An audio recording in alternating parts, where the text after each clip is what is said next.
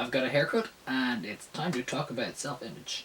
Hi, so for the purposes of this video we're going to define self-image as how you appear to yourself and others.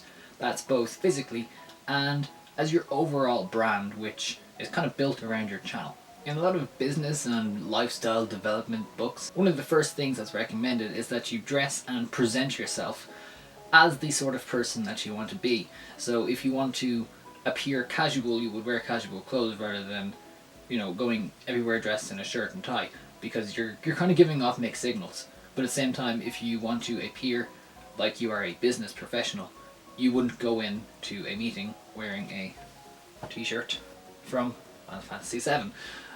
You would obviously dress up if that's the sort of image that you want to live by. Obviously there's more to this than just what you're wearing, because what you're wearing won't change the sort of person that you are.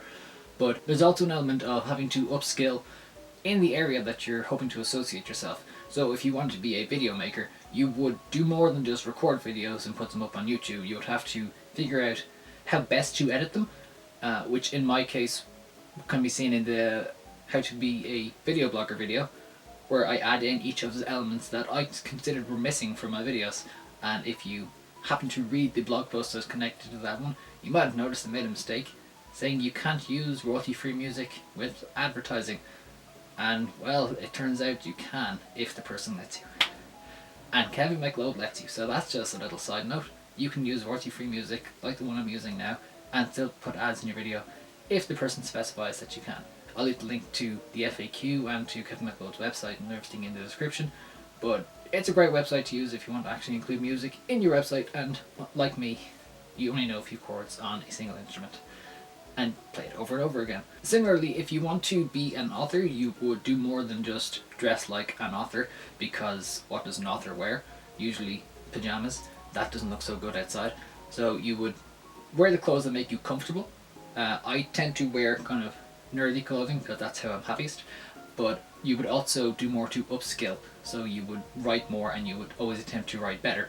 This can mean doing workshops and things like that and getting feedback, but it can also just mean putting in a lot of practice, because writing is one of those few things where the more you do it, the better you're likely to get, especially as you get older. And the same is true for if you're playing music, if you want to be an athlete, if you want to work in marketing or business or any sort of field. The more you do it, the more likely you are to get better. And if you dress how you feel you want to present yourself, then people will take you more seriously. That is the simple essence of a self-image, is that if people can take you as seriously as you want them to take you based on what you're doing and how you're dressed, you're doing most of the work already. And then, the rest of the skills that you need to show off should come forth from what you're doing, and people will see the sort of person you want to be. A real life example here would be when I'm going out on teaching placement, or when I was doing my Compute TY teaching. I wore a shirt and I wore slacks and a belt, because for me that is how I dress as a teacher. It kind of distinguishes between who I am in these videos and in real life and who I am in the classroom, so that there are two separate identities to work with. Sort of the way superheroes dress up in a costume when they're going out fighting crime. It's not just so that they're, hidden by a little mask that only covers as much of their face, but also so that they distinguish themselves as a separate identity to isolate their real life problems from their superhero problems and vice versa. A point I should make though is that if you want to get into a sort of professional environment sort of thing, you don't necessarily always have to dress up in, shirt, suit, and tie. Niall Harbison, author of Get Shit Done, refuses to wear what are considered the traditional business clothes while going in for business meetings with large partners, and instead dresses in his kind of quirky t-shirts with the hat on his head most of the time.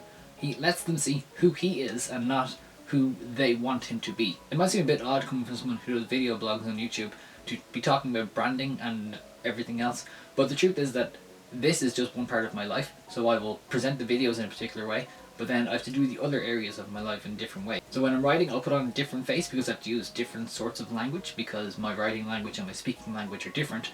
Whereas when I'm out with friends, I kind of worry less about what I'm saying, because it's not going to be encapsulated on the internet for all of time, and I get to be a little more myself. I do tend to let some of those aspects come through in my videos, but typically if I'm doing a how-to video or a sort of lifestyle sort of thing, I will maintain a particular brand, which is supposed to be kind of professional and kind of just seem like I know what I'm talking about a bit of the time.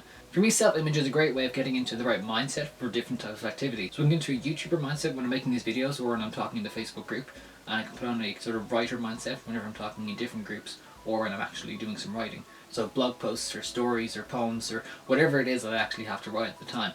And when I'm out with friends, then I can put away all of that and I don't have to focus on the stories that go into my head or what my next video is going to be. So I can talk about YouTube as a separate entity of my life, rather than YouTube being the focus of the moment, so that I'm not concentrating on the camera or the laptop all the time, and I can have real life conversations with people. If you like these sorts of videos and this sort of content, please let me know in the comments section of the video, or you can go to the blog that I've set up as an extension of the channel, which covers both the personal sides and the kind of professional sides. And there's some more content there which wasn't really suitable for videos, but I think can still be supported around the channel. So if you want, you can subscribe to that, or I'll just follow the links that I put into the videos every time I put one up. I'll see you next time. Bye guys.